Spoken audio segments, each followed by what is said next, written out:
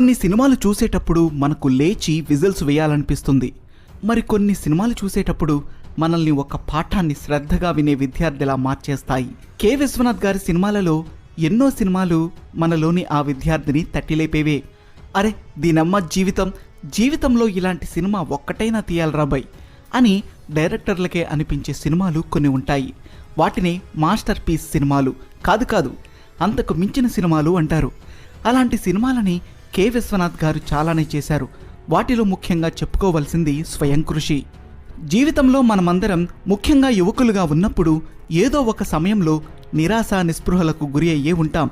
అది కెరియర్ విషయంలో కావచ్చు, లేదా మానవ సంబంధాల విషయంలో కావచ్చు.